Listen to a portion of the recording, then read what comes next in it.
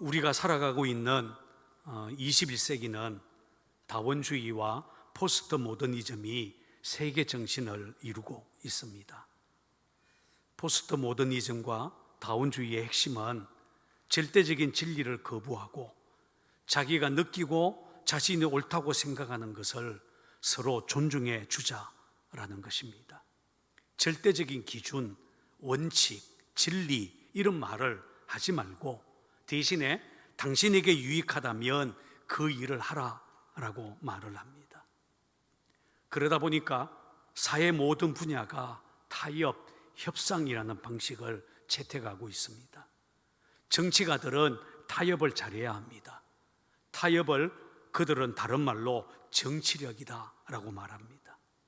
인간관계에 있어서도 타협을 잘해야 저 사람은 괜찮은 사람이야 라는 말을 듣습니다. 사업하는 사람들 사이에서도 협상을 잘하는 사람이 능력이 있는 사업가지요.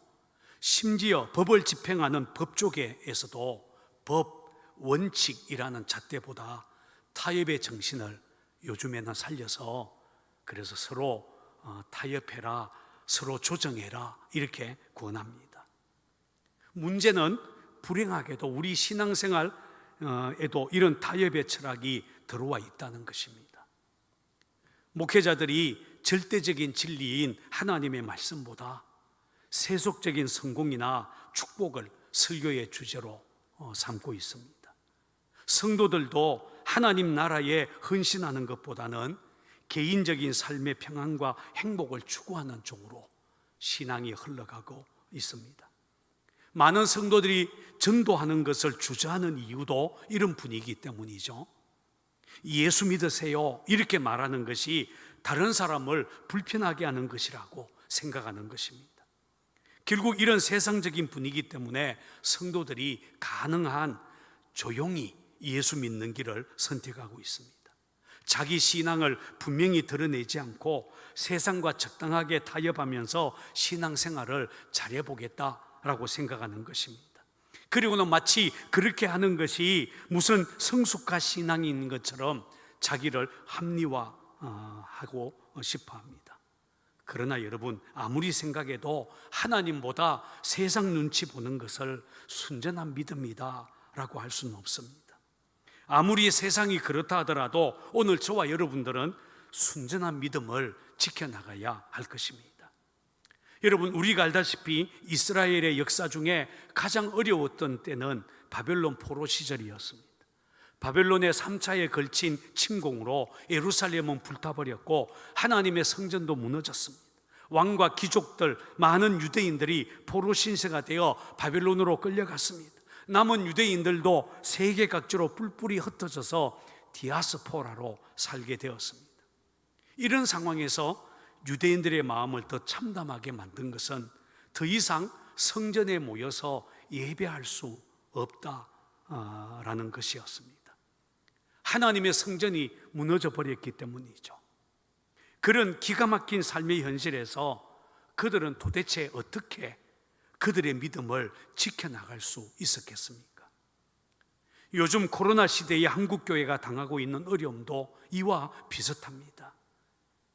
코로나19 바이러스가 재확산되자 정부는 사회적 거리두기 2.5 단계를 시행하면서 교회를 향해 모이지 말라, 비대면 예배만 드리라 라고 강요하고 있습니다. 마치 범죄 뒷단을 감시하듯이 공무원을 보내서 교회를 감시하고 있습니다. 방송과 언론도 연일 교회가 코로나 바이러스를 퍼뜨리는 주범인 것처럼 보도하고 있어서 교회를 향한 주변 사람들의 시선도 곱지 않습니다. 그러다 보니까 교회에 모이는 것, 교회에 모여서 예배하는 것이 쉽지 않는 시대가 되었습니다. 가슴 아픈 현실이죠. 마치 사방으로 우겨쌈을 당한 것 같습니다. 성전이 무너지고 바벨론으로 포로로 끌려간 유대인들처럼 그런 어려운 상황이 되었습니다. 자, 이럴 때에 저와 여러분들은 어떻게 믿음을 지켜나가야 하겠습니까? 사실 대면 예배냐 비대면 예배냐 하는 것은 그렇게 중요한 문제는 아닙니다. 하나님은 지금도 살아계시고 또 어디에나 계시기 때문에 교회에서만이 아니라 얼마든지 집에서도 하나님께 예배할 수 있지 않겠습니까? 제가 볼 때는 예배의 장소보다 더 중요한 것은 우리의 믿음을 이어가고 있는 세상의 도전에 대해서 어떤 태도를 취할 것인가 라고 하는 것이 훨씬 더 중요합니다. 말하자면 비대면 예배를 해야 하는 상황에서도 주일 아침이 되면 온 가족이 모여서 영상으로 함께 예배하면서 세상이 뭐라고 하든지 당당하게 믿음을 지켜나갈 것인가? 그렇지 않으면 아니 집에서 예배하는 게 그렇게 쉬워? 예배드릴 분위기가 아니잖아. 그렇게 말하면서 슬그머니 주일 예배 빼먹고 세상 사람들이 비난에 동조하면서 세상과 타협할 것인가? 라고 하는 것입니다. 여러분들은 요즘같이 어려운 때에 어떻게 하고 있습니까? 오늘 우리가 읽은 본문에서 우리는 가장 먼저 다니엘의 세 친구 사드락, 메삭, 아벳느고가 당한 신앙의 위기를 주목할 필요가 있습니다. 오늘 본문에 보면 다니엘 1장에서 그들이 당한 위기, 왕이 주는 음식, 우상의 제물을 거절하는 문제보다 훨씬 더 심각한 딜레마에 그들이 빠지게 되었다고 말합니다. 우상 숭배의 문제와 직접적으로 맞부딪히게 된 것입니다. 자, 본문 1절 말씀을 찾아서 같이 읽어보겠습니다. 본문 1절입니다. 시작. 느부갈네살 왕이 금으로 신상을 만들었으니 높이는 60규빗, 너비는 6규빗이라. 그것을 바벨론 지방의 두라 평지에 세웠더라. 여러분, 여기 보면 느부갈네살 왕이 커다란 금신상을 만들어서 두라 평지라는 넓은 광장에다가 딱 세웠습니다. 아마 성전 기념비였을 것입니다. 그 크기는 높이가 60규빗, 너비가 6규빗이었습니다. 60규빗이라면 거의 30m에 가깝습니다. 아파트 10층 정도의 높이죠. 너비는 6규빗, 3m 정도가 됩니다. 더군다나 이 거대한 신상을 금으로 만들었습니다. 역사가 헤로도토스의 기록에 따르면 금 22만 톤이 금 22톤이나 들었다고 합니다. 한마디로 보기만 해도 탄성이 저절로 나오고 그 앞에 고개를 숙이지 않을 수 없는 그런 대단한 이용을 갖춘 신상이었습니다. 느부갈네살 왕은 금신상의 낙성식을 하게 되었을 때 전국의 모든 신하들을 다 불러놓고 이 금신상에 절하라 라고 명령을 하게 됩니다. 본문 4절 5절에 보면 선포하는 자가 이렇게 외쳤습니다. 백성들과 나라들과 각 언어로 말하는 자들아, 왕이 너희 무리에게 명하시나니 너희는 나팔과 피리와 모든 악기 소리를 들을 때에 엎드려 느부갈네살 왕이 세운 금신상에게 절하라. 그러자 모든 신하들이 그 명령에 따라 일사불란하게 금신상 앞에 엎드려 절을 했습니다. 그러나 다니엘의 세 친구 사드락, 메삭, 아벳느고는 절하지 않았습니다. 우상에게 절하는 것은 십계명의 제1, 2계명을 어기는 큰 죄라는 것을 그들이 알고 있었기 때문이지요. 그때 어떤 갈대아 사람이 이들이 금신상에게 절하지 않았다는 것을 왕에게 일러 바쳤습니다. 왕이여, 이 사람들이 금신상에게 절하지 않았습니다. 이 보고를 들은 왕은 화를 내면서 세 사람을 자기 앞으로 끌어오라고 명령합니다. 세 사람은 체포되었고 왕 앞에 서게 되었습니다. 그때 왕은 사드락, 메삭, 아벳느고야, 너희가 내 신을 섬기지 아니하며 내가 세운 금신상에게 절하지 아니한다라는 것이 사실이냐? 라고 물었습니다. 그리고 이어서 이렇게 설득하기 시작하죠. 이제라도 너희가 모든 악기 소리를 들을 때에 내가 만든 신상 앞에 엎드려 절하면 좋거니와 만일 절하지 아니하면 즉시 너희를 맹렬히 타는 풀무 가운데 던져 넣을 것이니 능히 너희를 내 손에서 건져낼 신이 누구겠냐? 자, 만약 여러분이 이런 상황을 만났다면 어떻게 하겠습니까? 왕은 사드락, 메삭, 아벳느고에게 한 번 더 기회를 주겠다, 이렇게 말을 꺼낸 거죠. 타협하려고 한다면 이때가 이 세 사람에겐 기회일 것입니다. 한 번쯤 하나님 신앙을 내보였으니까 이만하면 되지 않냐, 이번에는 왕이 나서서 이렇게까지 설득하니 왕의 체면도 생각해야지, 이러고는 타협할 수도 있었을 것입니다. 그런데도 그들은 그렇게 하지 않았습니다. 믿음의 순전함을 끝까지 지키기로 한 것입니다. 일제강점기 시절에 주기철 목사님이 신사참배를 반대했다는 것 때문에 감옥에 들어갔을 때 가장 슬프고 고통스러운 마음은 순교를 각오하고 들어갔던 수십 명의 목사님들이 고문과 해유를 이기지 못하고 지조를 버리고 하룻밤 지나고 나면 풀려나고 또 하룻밤 지나고 나면 몇 사람이 풀려나고 하는 것을 볼 때였다라고 말을 했습니다. 주기철 목사님 자신도 신사에게 머리만 한번 숙이면 그 많은 고문과 고통을 안 당할 수 있었을 텐데 그분은 끝까지 그렇게 하지 않았습니다. 신앙의 지조 끝까지 지키다가 순교당했죠. 사드락과 메삭, 아벳느고가 끝까지 순전한 믿음을 지키겠다고 한 것입니다. 두 번째, 우리는 본문에서 사드락, 메삭, 아벳느고의 순전한 믿음의 고백, 그렇게 하지 아니하실지라도 라는 이 믿음의 고백을 주목할 필요가 있습니다. 자, 본문 16절에서 18절 말씀을 찾아서 같이 한번 읽어보겠습니다. 좀 긴 부분이기는 하지만 차근차근 읽습니다. 사드락과 메삭과 아벳느고가 왕에게 대답하여 이르되 느부갓네살이여, 우리가 이 일에 대하여 왕에게 대답할 필요가 없나이다. 왕이여, 우리가 섬기는 하나님이 계시다면 우리를 맹렬히 타는 풀무 가운데서 능히 우리를 건져내시겠고 왕의 손에서도 건져내시리이다. 그렇게 하지 아니하실지라도 왕이여, 우리가 왕의 신들을 섬기지 아니하고 왕이 세우신 금신상에게 절하지도 아니할 줄을 아옵소서. 여기 보면 사드락과 메삭, 아벳느고는 왕의 말에 굴복하거나 설득당해서 타협하려고 하지 않고 당당하게 자신들의 믿음을 드러내고 있습니다. 이들이 한 이야기는 크게 세 가지 내용이에요. 첫째는 이 문제에 대해서는 왕에게 대답할 필요가 없다라고 했습니다. 왜냐하면 우리가 섬기는 하나님이 따로 계시다라는 것입니다.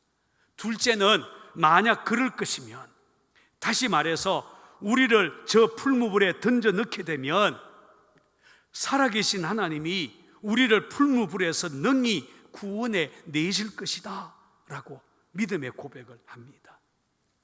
흥미있는 것은 히브리어로 보면 구원하고 능히 구원해 내실 수 있다, 야킬 레세자부타나 세자부, 이렇게 고백을 합니다. 우리를 구원하실 수 있고 또 능히 구원해 내실 수 있다라고 하는 고백입니다.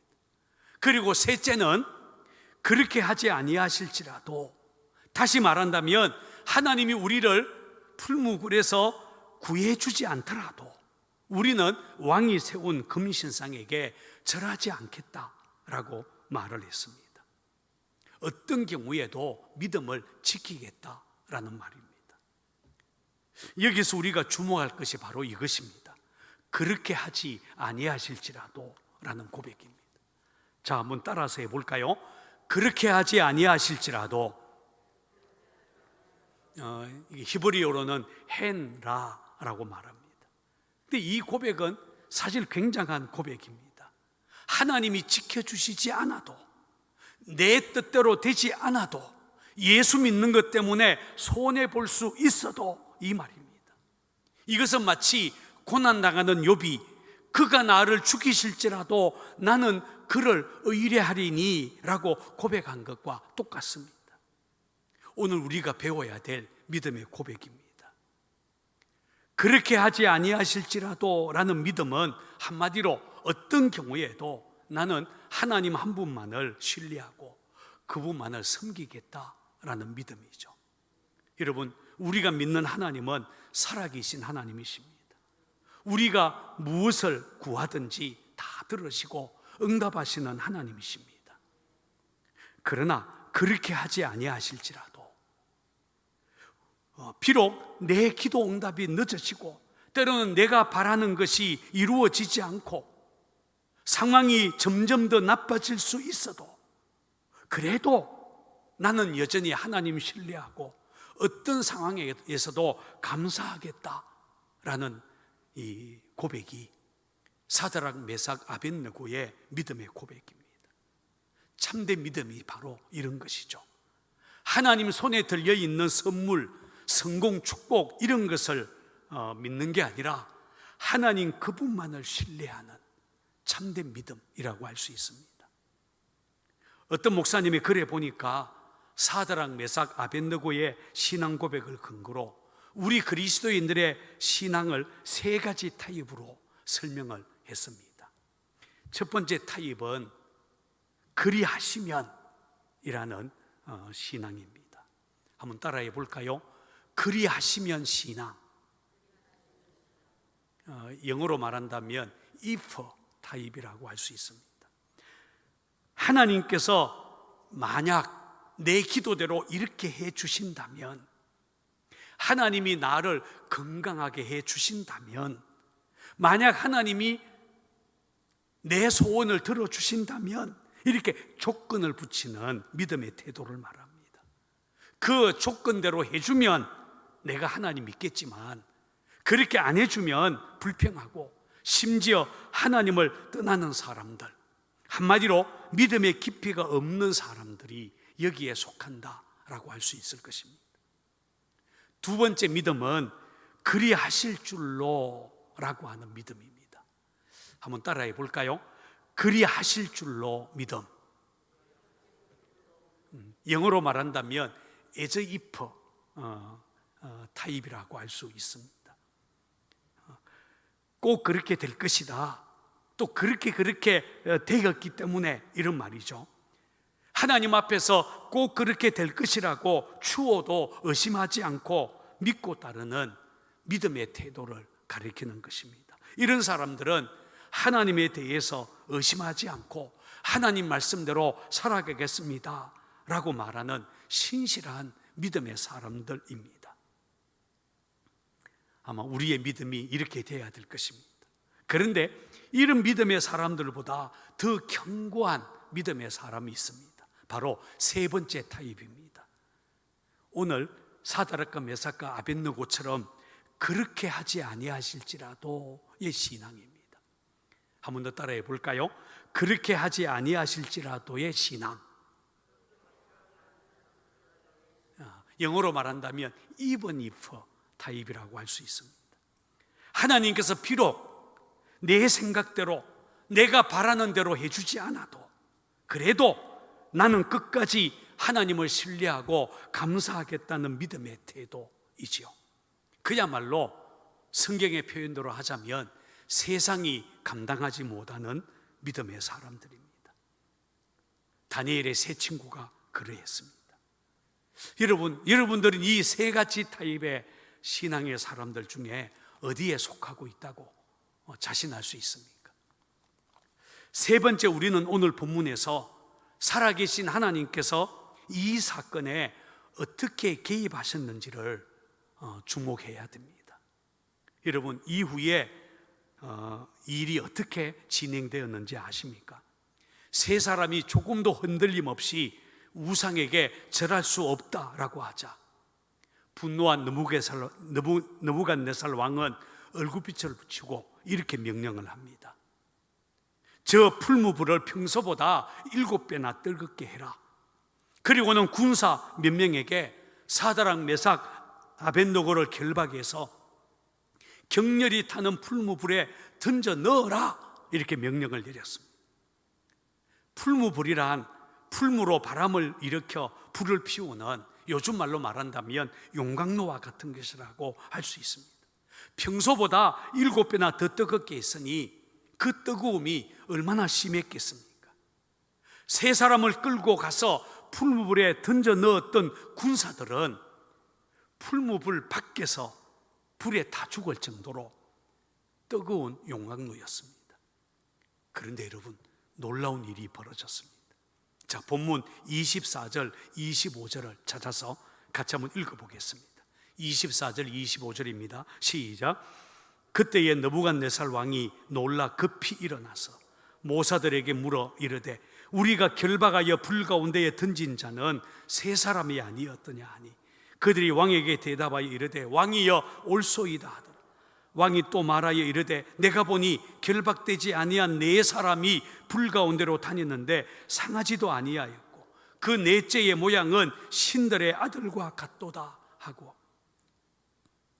여기에 보면 군사들이 사드락과 메삭과 아벳느고를 풀무불에 던져 넣었지만 놀랍게도 불이 그들을 조금도 상하게 하지 못했습니다.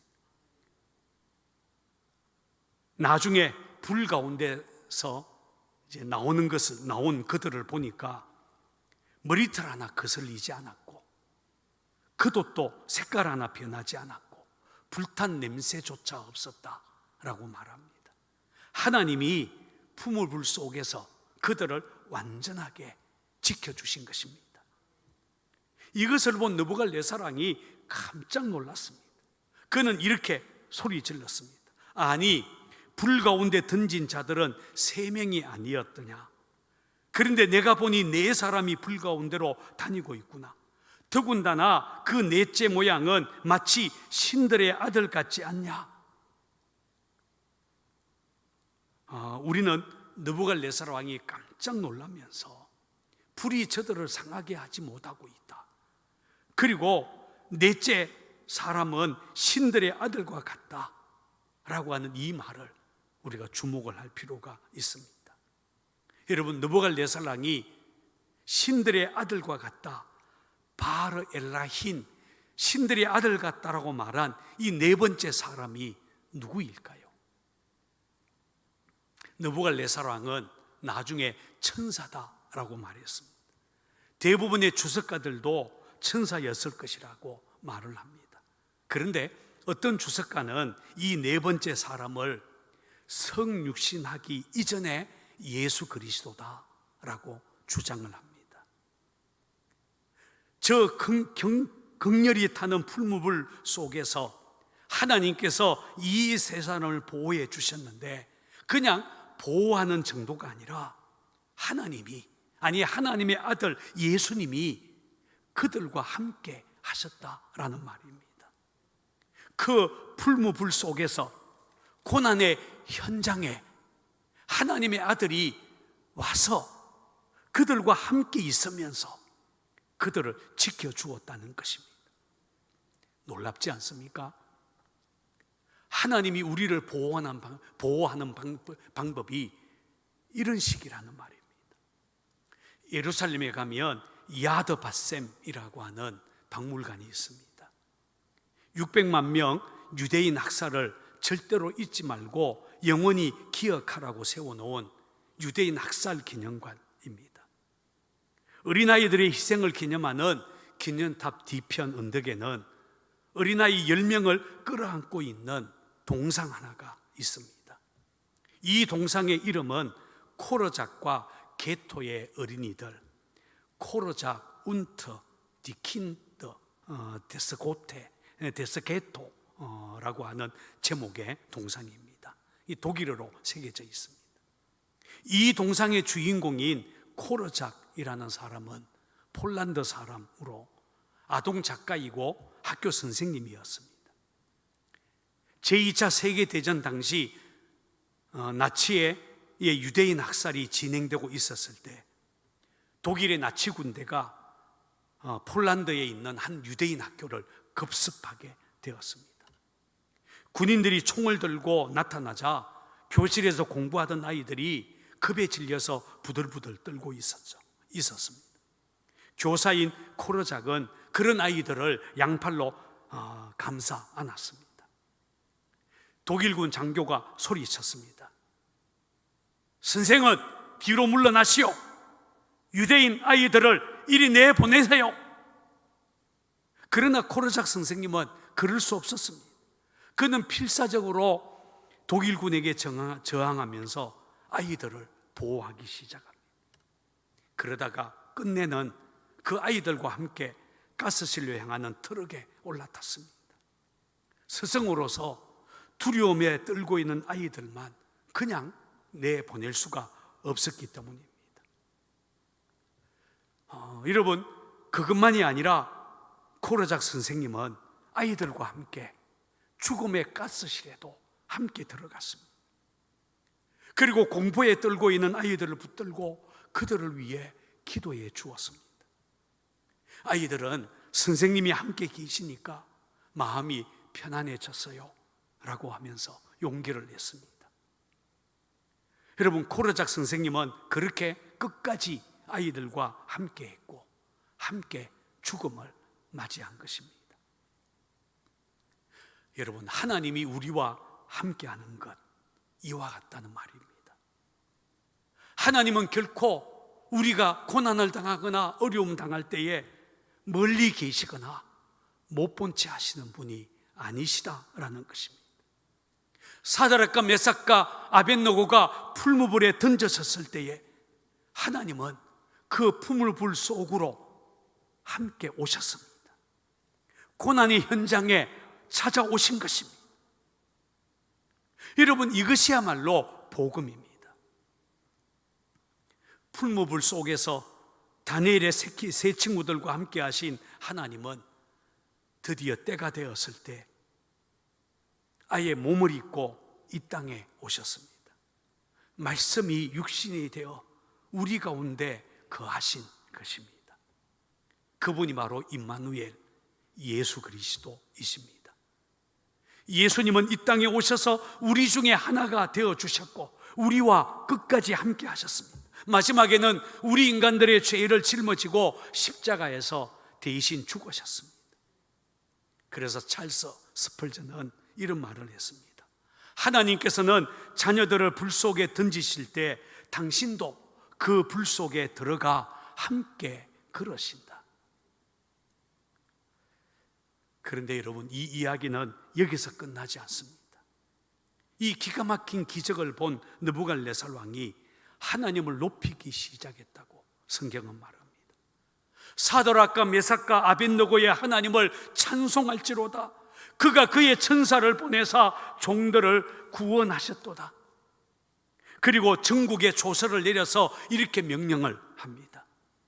각 백성과 각 나라와 각 언어를 말하는 자가 모두 사드락과 메삭과 아벳느고의 하나님께 경솔히 말하거든 그 몸을 쪼개고 그 집을 거름터로 삼을지니 이는 이같이 사람을 구원할 다른 신이 없음이니라. 맞습니다. 이같이 인간들과 함께 하시고 이같이 인간들을 구원하신 신이 하나님 외에 누가 있겠습니까?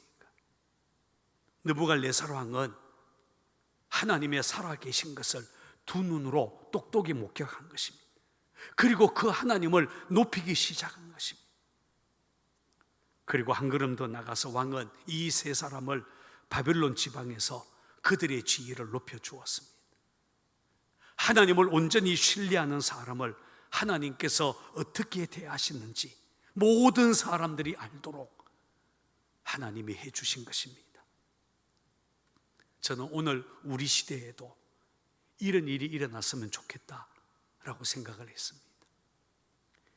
요즘 우리 한국 교회가 조롱을 당하고 욕을 먹고 있지 않습니까? 마치 하나님이 죽은 것 같고 마치 하나님이 안 계시는 것처럼 교회가 너무너무 약한 것 같습니다.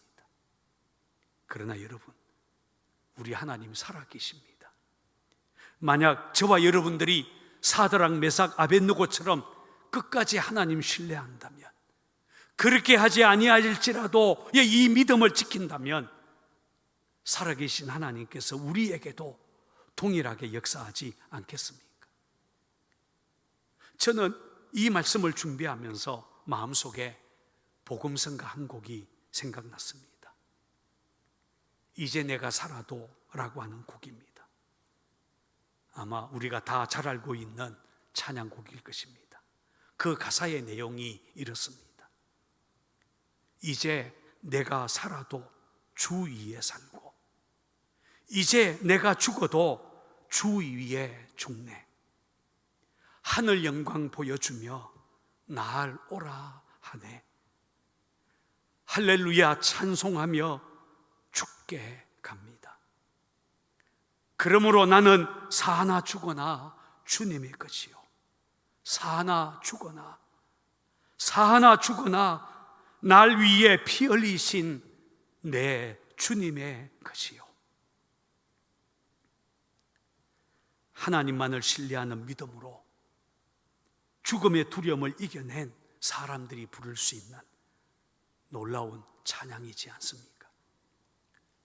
여러분, 오늘 저와 여러분들이 다니엘의 세 친구들의 믿음을 배웠으면 좋겠습니다.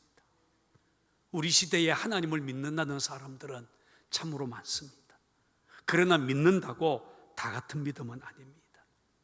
어떤 사람은 그리하시면 이런 신앙을 가지고 믿습니다. 그러다가 내 생각대로 안 되면 슬그머니 교회를 떠납니다. 또 어떤 사람은 그리하실 줄로 믿고 신실하게 교회를 다니는 사람들도 있습니다. 그리고 어떤 사람은 비록 그 숫자가 많지 않더라도, 그렇게 하지 아니하실지라도 이런 믿음을 가지고 주님을 따르는 사람들이 있습니다. 저는 우리 상곡교회 모든 성도들이 그렇게 하지 아니하실지라도의 신앙인, 세상이 뭐라고 하더라도 나는 하나님 편에 서겠다라고 하는 믿음의 사람들이 다 되기를 바랍니다. 그래서 사다락과 메삭과 아벳노고처럼 이 시대에 하나님 살아계신 것을 드러내는 믿음의 사람들이 되기를 주의 이름으로 축원을 드립니다.